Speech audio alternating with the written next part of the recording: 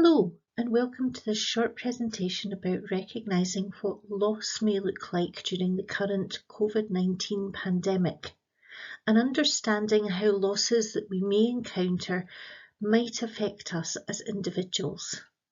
My name's Isla MacLeod and I'm a counselling psychologist with a special interest in working with all types of loss. Before we start, I thought it might be useful to look at some of the definitions of terms I'll be using during this presentation and what I mean by them. Let's start with the word loss. Quite often in our society, especially in the UK, we use this word as a euphemism for death. But for me, loss means something much wider than that. Loss is a process that we experience throughout our entire lives. From the moment that we're first taken out of the arms of our mother until the day we die. Some of the losses that we encounter might be part of normal development, such as the loss of childhood as we move through adolescence towards adulthood, or the loss of our mobility as we grow older. But other losses might be associated with people or situations within our context, such as the fading of friendships over time, or retirement, or redundancy. Grief is our emotional response to loss. We might experience grief differently at certain stages during our lives as we respond to different types of loss.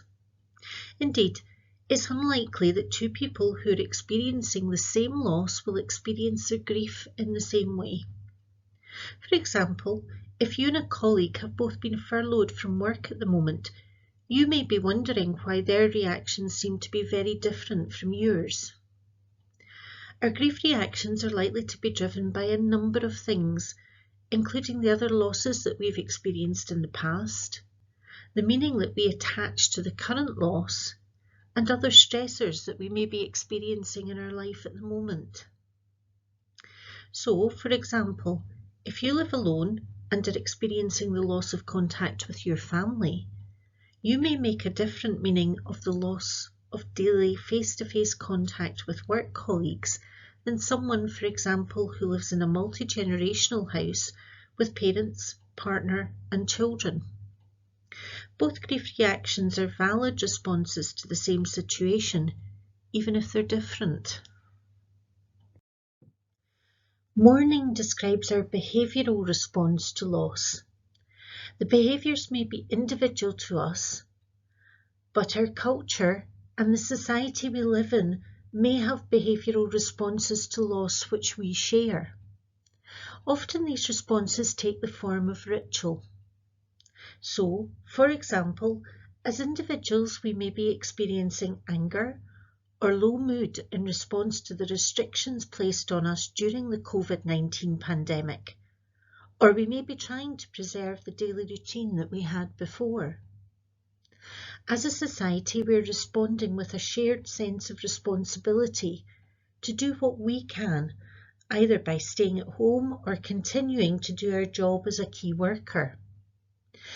We also have adopted the ritual of clapping key workers, which allows us to show appreciation, but also emphasises our individual bonds to larger society, which we're unable to do through other shared behaviours at the moment.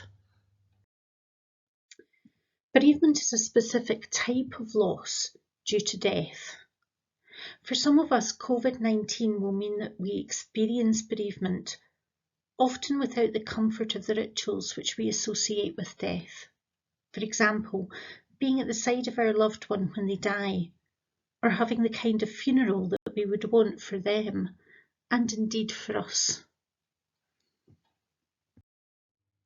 I have said a bit about what I understand by loss, but it is important to recognise that we all view loss in different ways.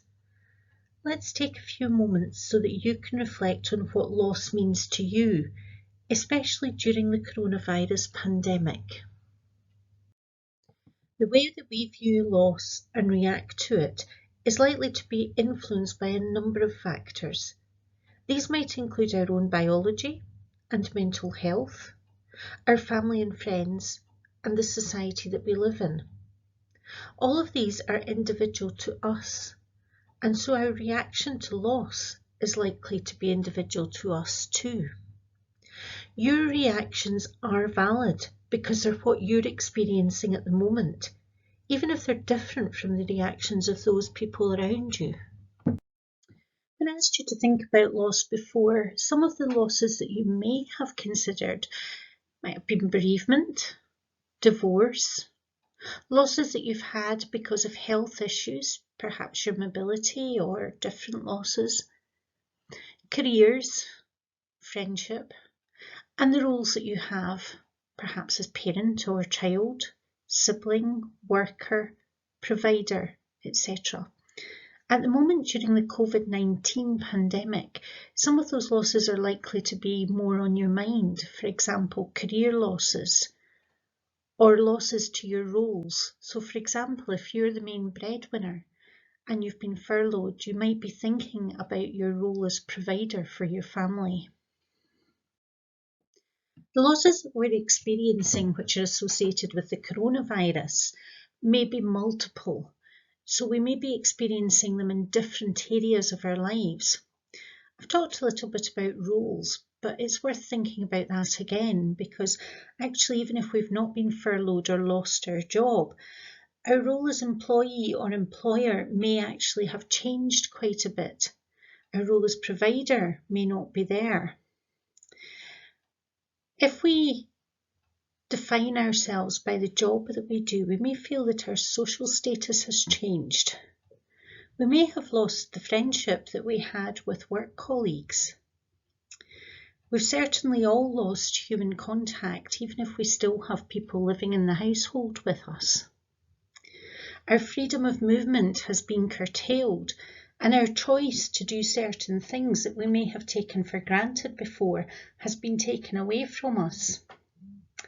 Our lifestyle may have changed, and indeed we may have experienced bereavement as a result of this virus. So actually the losses may be experienced in our work life, our home life, our family, amongst our wider friends, and we're certainly seeing changes within our society, and change comes with loss. Let's take a little moment to think about grief, which is our emotional response to loss. As I've already said, the way we grieve is likely to be influenced by a number of factors, including our past experience, the way that our family or society or culture react to loss, and our individual meaning of the loss. I'd like you to think about the way that you've reacted to loss in the past, what it's meant to you, and how you've behaved as a result of that loss. If we try to understand grief, we can see it through a number of lenses. None of those lenses is any better than any other as a way of looking at grief, but some of them may make more sense to you personally as an individual. We're going to take a minute or two to look at some theories of grief. What we need to remember about theories is that they're just that, they're a theory, they're not truth in any sense. They're just a way of us trying to understand the processes that we go through as humans when we grieve. Because the meanings that we make of grief are individual to us, it's unlikely that your own individual journey through grief will correspond entirely to one of the theories of grief, but by looking at them we can get a better understanding of some of what's going on for us at the moment. One of the best known, but possibly most misunderstood theories of grief is Elizabeth Kubler-Ross's stages of grief. She recognised that there appeared to be different stages during our journey through grief, including denial, anger, bargaining, depression, and acceptance. However, our path through these stages is not straight. It may twist and turn, and it's unlikely that we'll go through the stages in order. We may be in more than one stage at any one time, and we may experience stages that we've already been through before. You may recognise some of the stages as reactions to the losses that you have experienced during this pandemic. Nancy Schlossberg looked at transitions rather than at loss. She recognised that we go through transitions throughout our lifespan. Some of the transitions we may have worked towards, for example, moving to a new home. We may be excited about having more space or moving to a new area, but the move may also come with the loss of our old neighbours and neighbourhood, for example. She recognised that there are a number of factors which may influence our reaction to these transitions. For example, whether the changes were part of our plan or whether they've been forced upon us. During the current social distancing restrictions, many of the changes that we're experiencing will have been forced upon us. However, we all have tools which can help us to deal with these changes. We can look, for example, at the way we've dealt with change in the past. We can think about what was helpful or unhelpful to us then. We may have social support we can draw on from family and friends, but during this time when our access to that support may be more limited, new support networks, such as groups on the internet, may also be available to us. However, taking time to reflect on the usefulness of our coping strategies and how helpful the different types of support are may help us to find the best way for us as individuals to engage with these transitions that we're currently experiencing. Freud's attitude to grief changed as his own experience of loss influenced his work. He recognised that grief can make us behave in ways which are different from the way we normally do, or indeed the way our society expects us to behave. Despite this, he spoke of these being normal human reactions and not a sign of issues with our mental health. We're likely to be experiencing loss in different ways during this COVID-19 pandemic. If you define yourself partly by the job that you do, you may be experiencing doubt about your sense of who you are. You may even be uncertain if you'll have a career to return to. You may be experiencing uncertainty or change within the roles that you have within your family or within your workplace.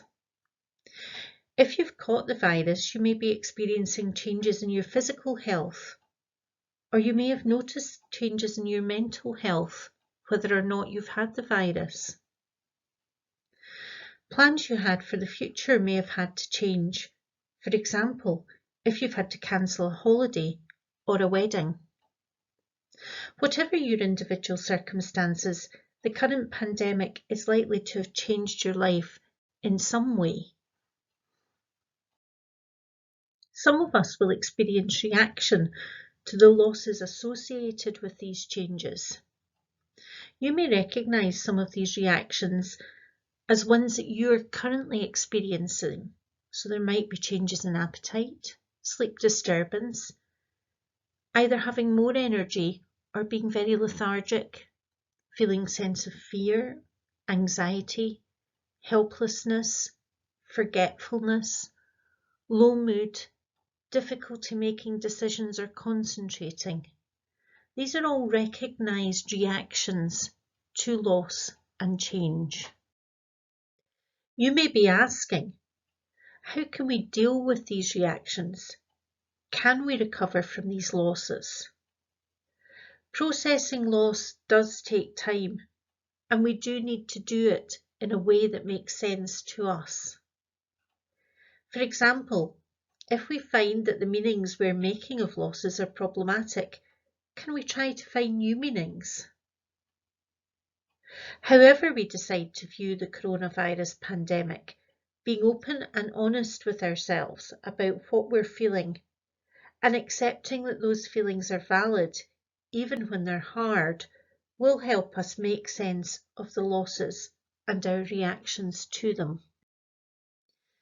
The way you deal with losses that you're experiencing at the moment is likely to be influenced by your individual needs and resources.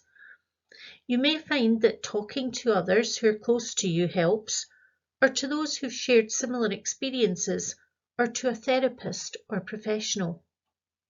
Remember that your experience of loss is unique to you, so don't compare your reactions to those of others. Both are equally valid. If your losses involve unfinished business, try to find a way to resolve that. So, for example, if you were due to retire during the time that social distancing restrictions are applying, you may miss out on being able to say farewell to colleagues in a way that you'd planned. Try to think of a more creative way you might be able to do this. Remember that even if your grief reactions are unique to you, you're not alone in experiencing loss and feelings of grief. This is a normal human reaction, and there is help if you need it. For example, you may find online or telephone support groups or therapy. I'll leave you with the words of Marcia, who believed that in order to grow, we need to change, and that change comes with loss, and that loss can be painful. However, loss also presents us with the opportunity to grow. Thank you for listening to this presentation.